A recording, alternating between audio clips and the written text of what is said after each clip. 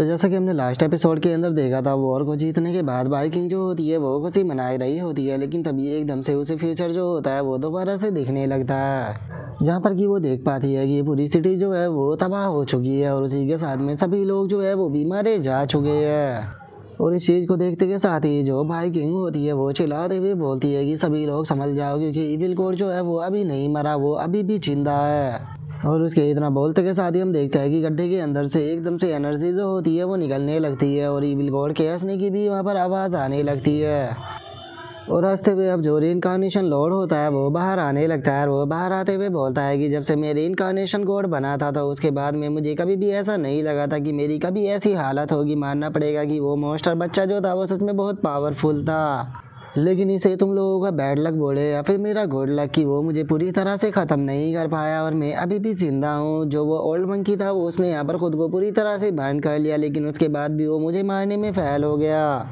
और मैंने बिल्कुल मरने के एंड टाइम पर यहाँ पर जो ओरिजिन ऑफ द वर्ल्ड था उसे स्वेलो कर लिया, जिसके बाद मैं दोबारा से अपनी पीक पर आ चुका हूँ और अब तुम लोग में से यहाँ पर कोई भी ऐसा नहीं है जो कि मुझे रोक पाए। लिटिल फॉक्स, मैं जानता हूँ कि तुम यहाँ पर उस दो जो फॉक्स थे उनकी डिसेंडेंट और उन दोनों फॉक्सों ने यहाँ पर ये वेपन जो था वो मेरे हेड के अंदर डाला था और मुझे सील कर दिया था। और मुझे यहाँ अभी भी याद है जब वो मेल फॉक्स था वो जिस टाइम पर मेरे हाथों से मरने वाला था, तो मरने से पहले उसने मुझे यहाँ पर इस एरो का नाम बताया था, लेकिन अभी वो मेरे याद नहीं है, मुझे ज़रा सोचने दो। अरे हाँ, मुझे इस एरो का नाम याद आ गया। उसने मुझे बताया था कि इस एरो का नाम जो है वो अल्टीमेट नाइन टेल है। और अब अल्टीमेट नाइन टेल का नाम सुनते के साथ ही जो बाइकिंग होती है वो एकदम से काफ़ी ज़्यादा शौक हो जाती है। और वहीं जो रीइंकार्नेशन लॉर्ड होता है वो हंसते हुए बोलता है कि क्या कहती हो, इसका नाम जो है वो काफ़ी अच्छा है ना, लेकिन आज तुम लोगों के लिए बहुत ही बुरा दिन होने वाला है, क्योंकि आज मैं इस माउंटेन एंड शी वर्ल्ड के अंदर से एक एक फॉक्स जो है उसे ख़त्म कर दूंगा।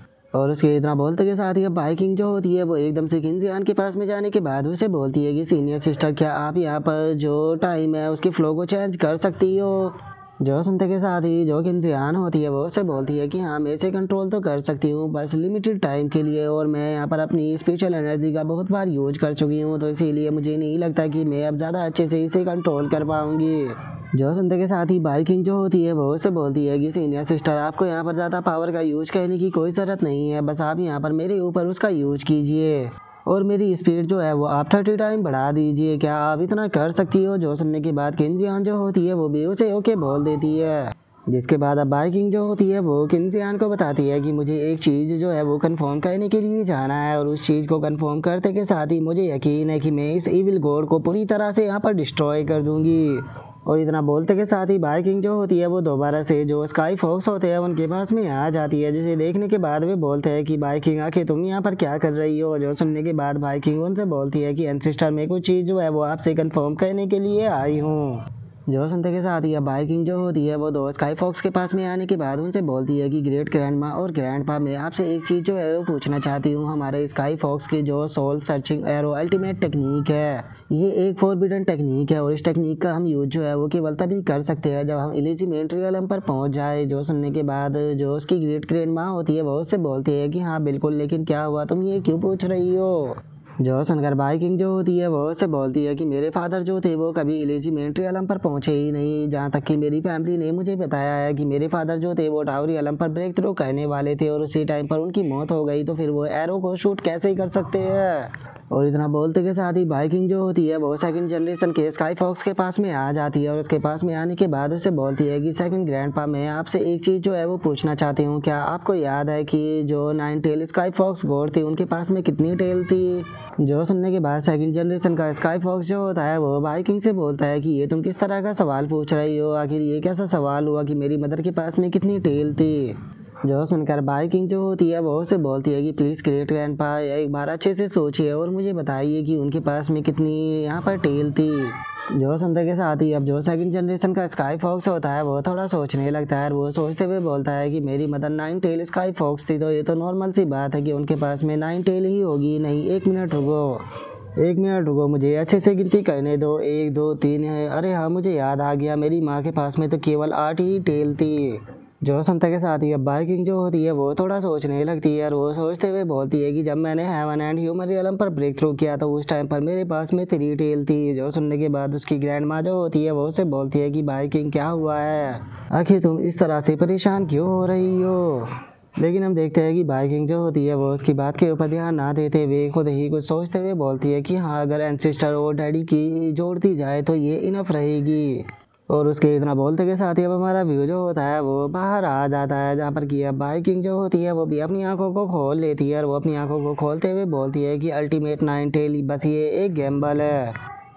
और इतना बोलते के साथ ही अब बाइकिंग जो होती है वो माइंड टू माइंड कांटेक्ट करते हुए किनफैन और किनजियान से बोलती है कि सीनियर सिस्टर, ये पूरी तरह से झूठ है कि इविल गॉड जो है वो ग्रैंडपा जिन के हिट करने के बाद इतनी जल्दी रिकवर कर जाए। मुझे यकीन है कि ये खुद को रिकवर करने के लिए बस ऐसे ही उल्टी सीधी बातें कर रहा है। अभी के टाइम पर जो ये इविल कोड है ये अपनी सबसे ज़्यादा कमज़ोर स्टेट में है, तो इसीलिए प्लीज़ आप मेरी मदद कीजिए। इसके हाथ में जो ये वाइट लाइट एरो है ये लेने में अगर ये मुझे मिल गया तो मैं इसे पूरी तरह से यहाँ पर ख़त्म कर दूंगी। जो सुनने के बाद वे दोनों भी ओके बोल देती है। जिसके बाद अब हम देखते हैं कि वे दोनों इविल गॉड के ऊपर अटैक करने के लिए जाने लगती है, जहाँ पर कि किनफैन अपने 9 ड्रैगन रॉयल पावल का अटैक करती है और वहीं जो किनजियान होती है वो अपने सीक्रेट टाइम टेक्निक का इस्तेमाल करती है। और अपनी इन दोनों अल्टीमेट टेक्निक का इस्तेमाल करते हुए वे सीधे जो इविल गॉड होता है उसके ऊपर अटैक करने के लिए आ जाती है। जो देखते के साथ ही अब इविल गॉड जो होता है वो भी परेशान होने लगता है और वो परेशान होते हुए अपने मन में सोचता है कि डैम इट, लगता है कि इन लोगों को यहाँ पर पता लग गया कि मेरी हालत अभी ठीक नहीं है। लेकिन यहाँ पर इनमें से एक यहाँ पर अल्टीमेट थंडर पाथ का यूज कर रहा है और वही दूसरी यहाँ पर अल्टीमेट टाइम पाथ का यूज कर रही है।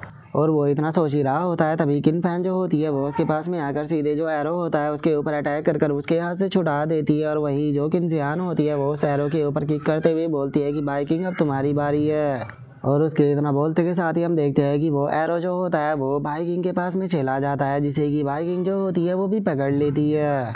जो देखने के बाद इविल गॉड जो होता है वो हंसते हुए बाइकिंग से बोलता है कि तुमने बस मेरे ऊपर इसलिए अटैक किया था कि तुम इस एरो को मुझसे ले सको। आखिर तुम यहाँ पर लिटिल फॉक्स सोच क्या रही हो। यहाँ पर तुम्हारी एंसेस्टर जो थी उसने यहाँ पर खुद की सोल को भी सेक्रीफाइस कर दिया था मुझे सील करने के लिए, लेकिन तुम्हारे पास में तो अभी इतनी पावर भी नहीं है कि तुम मुझे सील ही कर पाओ, क्योंकि तुम बस केवल अभी हेवन एंड ह्यूमन रियलम पर हो। जो सुनते के साथ ही जो बाइकिंग होती है वो उसे बोलती है कि तुम्हें क्या लगता है कि मेरे डैड ने इसे ये नाम जो था वो क्यों दिया था। उन्होंने ये नाम इसे इसलिए नहीं दिया था क्योंकि इसने यहाँ पर तुम्हें सील करके रखा, बल्कि उन्होंने ये नाम इसलिए दिया था क्योंकि ये यहाँ पर तुम्हें पूरी तरह से डिस्ट्रॉय कर देगा। और अगर बात की जाए रियल गॉड किलिंग मैजिक की तो इस टाइम पर तुम जानते हो कि वो कहाँ पर है। वो इस टाइम पर मेरी बॉडी के अंदर है। डैडी, क्या मैं सही कह रही हूँ। और उसके इतना बोलते के साथ ही उस एरो के अंदर से आवाज़ आती है जो कि बाइकिंग से बोलती है कि हाँ, तुमने बिल्कुल सही कहा। और इतना बोलते के साथ ही बाइकिंग जो होती है वो उस एरो को अपनी बॉडी के अंदर डाल लेती है और उसे डालने के बाद चिल्लाते हुए बोलती है कि अब टाइम है 9 टेल का, मेरी 3 टेल। ग्रैंड माँ, ग्रैंड पा, ग्रेट ग्रेट ग्रैंड माँ और ग्रैंड पा भाई ये। और बाइकिंग के इतना बोलते के साथ ही हम देखते हैं कि जो वुया होती है उसकी सोल भी उसके पीछे आ जाती है। और जो बाइकिंग होती है वो अपने डैडी को देखकर मुस्कुराते हुए बोलती है कि डैड और एंसेस्टर सभी की मिलाकर हम 9 टेल स्काई फॉक्स की एग्जिस्टेंस जो है वो यहाँ पर एंशिएंट टाइम से है। और आज जितने भी वाइट एम्पायर है वे सभी के सभी मेरी बॉडी के अंदर इकट्ठा हो चुके हैं। और अब मैं यहाँ पर कम्प्लीटली 7th जनरेशन की white empire 9 tail sky fox बन चुकी हूँ। और बाइकिंग के इतना बोलते के साथ ही हमें वहाँ पर एक एनर्जी का बहुत ही बड़ा ब्लास्ट जो होता है वो देखने के लिए मिलता है। और उसी के साथ में हम देखते हैं कि वहाँ पर 9 टेल भी बन चुकी होती है। और इस चीज़ को देखने के बाद जियाओशी जो होती है वो शौक होकर चिल्लाते हुए बोलती है कि मास्टर, एक बार जरा वहाँ देखिए, बाइकिंग ने तो होली रियलम पर ब्रेक थ्रू कर लिया। जो सुनते के साथ ही किन्नान जो होता है वो बोलता है कि जो स्काई फॉक्स होती है वो यहाँ पर डिवाइन बीस्ट की जो लिस्ट है उसके 4th पैलेस पर आती है। और यहाँ पर सच में बाइकिंग की तारीफ करनी पड़ेगी कि उसने केवल खुद की सोच से ही यहाँ पर अपनी टेक्निक जो थी उसे पूरी तरह से अपनी बॉडी के अंदर मर्ज कर लिया। जो सुनते के साथ ही बाबू जियाओशी जो होती है वो चैनी से बोलती है कि मास्टर, क्या आप इस बारे में पहले से ही जानते थे। जो सुनते के साथ ही चैनी जो होता है वो से बोलता है कि शुरू में मैंने 70 से 80% गेस किया था, लेकिन जब मैंने बाइकिंग की मदद से यहाँ पर टाइम ऑफ रिवर के थ्रू देखा पास्ट की स्काई फॉक्स कोड को, तो मैं इस चीज़ के लिए पूरी तरह से श्योर हो गया था। और अगर बात की जाए फर्स्ट जनरेशन की स्काई फॉक्स गॉड की तो मानना पड़ेगा कि उसके पास में हाई लेवल की स्पिरिचुअल इंटेलिजेंस थी, क्योंकि उसने जब एलिमेंट्री आलम पर ब्रेक थ्रू किया तो उसने इस चीज़ को रियलाइज़ कर लिया था कि उसकी बॉडी के अंदर गड़बड़ है और वो नाइन टेल को कल्टीवेट नहीं कर पाएगी। और इससे पहले कि जो स्काई फॉक्स गॉड थी वो कुछ समझ पाती, यहाँ पर उसके सामने इविल गॉड आ गया और इविल गॉड को ख़त्म करने के लिए उसने यहाँ पर अपनी इंटेलिजेंस से एक इनहेरिटेंस टेक्निक बनाई, जिसमें कि उसने अपनी सोल को दो भागों में डिवाइड कर दिया, जिसमें से उसने अपने पहले सोल का जो पार्ट था उससे इस एरो को बनाया, जिससे कि उसने इविल कोड जो था उसे सील कर दिया और उसी के साथ में अपने सोल के दूसरे पार्ट से उसने फायर बनाई, जिससे कि वो अपनी जो इनहेरिटेंस थी वो फ्यूचर की जनरेशन को पास ऑन कर सके।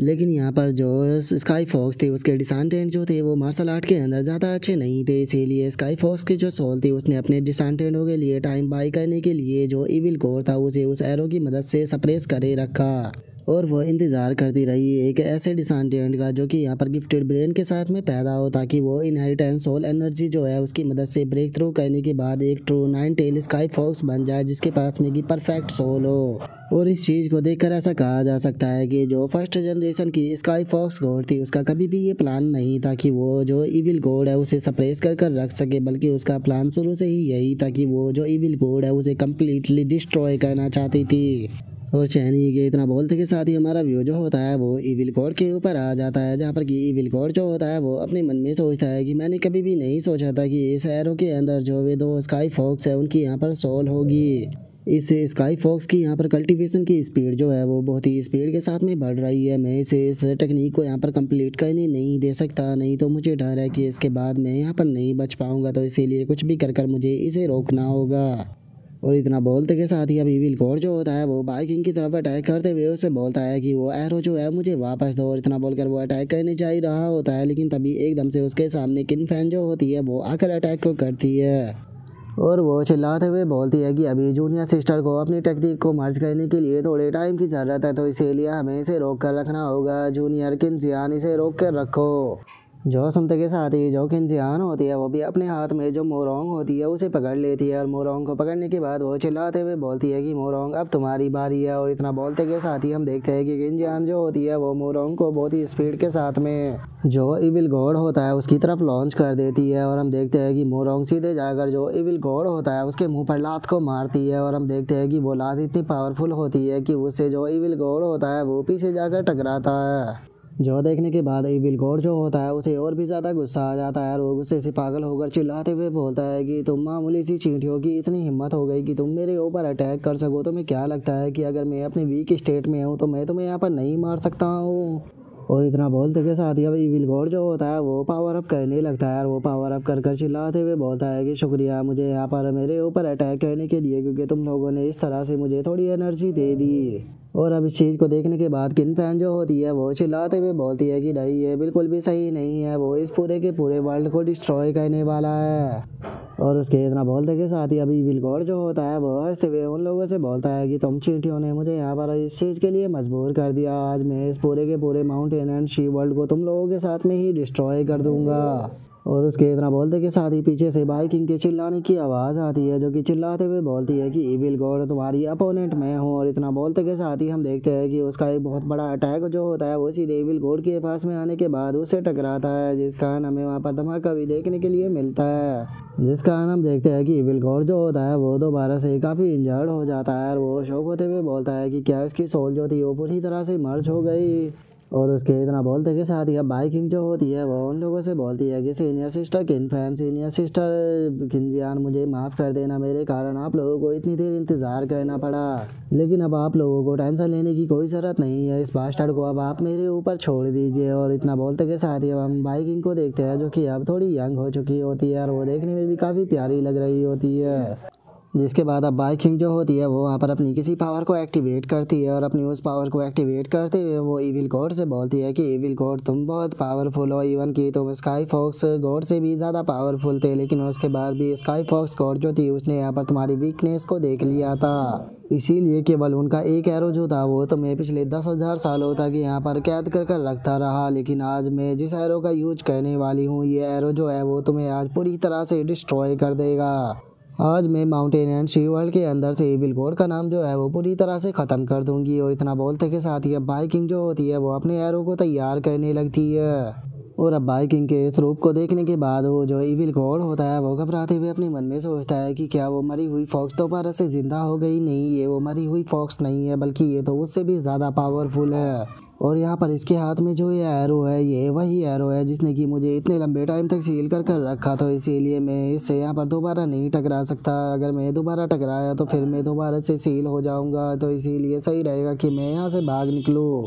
और इतना सोचते के साथ ही अभी इविल गॉड जो होता है वो वहाँ से भागने लगता है। और वो भागते हुए बाइकिंग से बोलता है कि स्काई फॉक्स, ये मैटर जो है वो यहाँ पर ख़त्म नहीं हुआ, याद रखना कि मैं अपना बदला लेने के लिए वापस आऊँगा। और उसे भागता हुआ देखकर बाइकिंग जो होती है वो अपने मन में सोचती है कि गॉड लेवल की जो सोल है वो यहाँ पर केवल स्काई फॉक्स गॉड के द्वारा इतनी ही छोड़ी गई है कि मैं केवल इस एरो को एक ही बार शूट कर सकती हूँ, तो मेरे पास में केवल एक ही चांस है। तो इसीलिए मुझे ज़्यादा से ज़्यादा कंसंट्रेट करना होगा, क्योंकि मैं यहाँ पर अपने सबसे पावरफुल अटैक जो है वो करने वाली हूँ, ताकि मैं इसे केवल एक ही अटैक के अंदर ख़त्म कर सकूँ और मैं इसे मिस नहीं कर सकती। लेकिन इसकी भागने की स्पीड जो है वो बहुत ही ज़्यादा तेज़ है और मैं इसके ऊपर अपने एरो जो है वो सही से लॉक नहीं कर पा रही हूँ। तो फिर आखिर मैं क्या करूँ, क्या ये यहाँ से इस तरह से भाग कर निकल जाएगा। और उसके इतना बोलते के साथ ही अब एक आवाज़ आती है जो कि बाइकिंग से बोलती है कि बस खुद को रिलैक्स करो, बस तुम्हें एक छोटा सा हंट ही तो करना है। और उसके इतना बोलते के साथ ही अब हम देखते हैं कि वहाँ पर वोया की सोल जो होती है वो आ जाती है, जिसने कि आकर बाइकिंग का एरो जो होता है उसे पकड़ लिया होता है। जिसे देखने के बाद बाइकिंग भी शौक होते हुए बोलती है कि डैडी ये तो आप हो।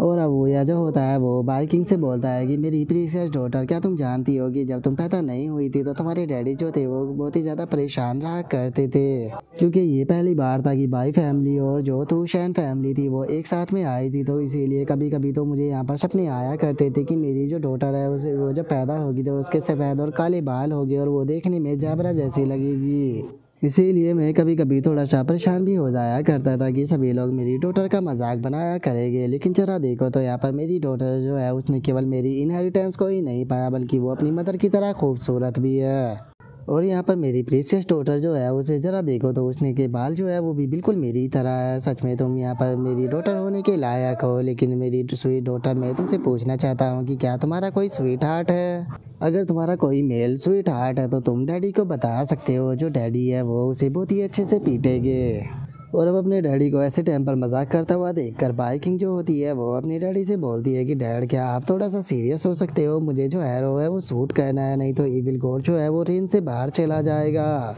जो सुनकर वो या जो होता है वो उसे बोलता है कि तुम खुद को शांत रखो, क्योंकि तुम्हारे डैडी जो है वो उसे एक बार पहले भी शूट कर चुके हैं, तो इसीलिए तुम्हारे डैडी जो है उसे दोबारा भी शूट करेंगे। ये यहाँ से बचकर नहीं भाग पाएगा। और इतना बोलते के साथ ही वो या जो होता है वो भी अपने एरो को तैयार कर लेता है। और अपने एरो को तैयार करने के बाद वो बाइकिंग से बोलता है कि अपनी सांसों को रोको और अपनी माइंड को रिलैक्स छोड़ दो, और जो तुम्हारा एरो है उसे सीधे आसमान की तरफ शूट कर दो। और इतना बोलते के साथ ही हम देखते हैं कि वे दोनों जो होते हैं वो अपने एरो को शूट कर देते हैं। जिसके बाद अब हम देखते हैं कि जो गॉड किलिंग एरो होता है वो फुल स्पीड में जाने लगता है। और अब उस एरो का यूज करने के कारण जो बाइकिंग होती है उसकी पावर भी पूरी तरह से एग्जॉस्ट हो जाती है और वो ज़मीन पर गिर जाती है। और वो ज़मीन पर गिरने के बाद बोलती है कि चलो मैंने कम से कम एरो जो था वो शूट कर दिया फाइनली, अब ये सब कुछ ख़त्म हो गया। और उसके इतना बोलते ही वो या की आवाज़ आती है जो कि उससे बोलता है कि तुमने सही कहा, सब कुछ ख़त्म हो गया,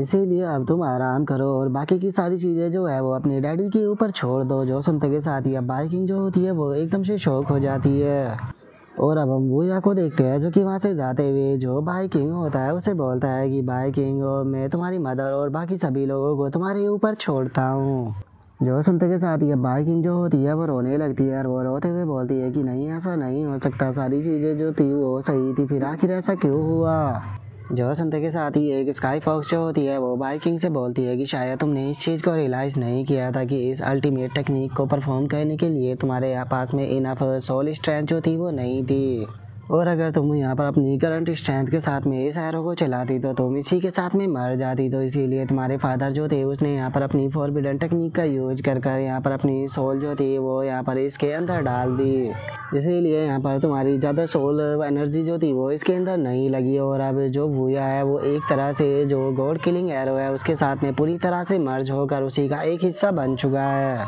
और इतना बोलते के साथ ही अब सभी स्काई फॉक्स जो होती है वो सामने आ जाती है और जो बाइकिंग की ग्रैंड माँ होती है वो उसे बोलती है कि लिटिल गर्ल खड़ी हो जाओ, तुम्हें यहाँ पर अपने फादर को रिस्पेक्ट देनी चाहिए, क्योंकि जो भूया है वो हम सभी स्काई फॉक्स का एक हीरो है, क्योंकि उसने यहाँ पर आज अपनी सोल को भी पूरी तरह से ख़त्म कर माउंटेन एंड शी वर्ल्ड को बचा लिया है। जो सुनते के साथ ही अब बाइकिंग जो होती है वो रोने लगती है और वो रोते हुए बोलती है कि नहीं, ये मैटर जो है वो इस तरह से ख़त्म नहीं हो सकता, क्योंकि मैंने सारी मिस्ट्री को सॉल्व किया अपने फादर से मिलने के लिए, लेकिन मैं अपने फादर से अच्छे से तो बात भी नहीं कर पाई, इवन कि मेरे फादर जो है वो मेरी मदर से भी नहीं मिल पाए।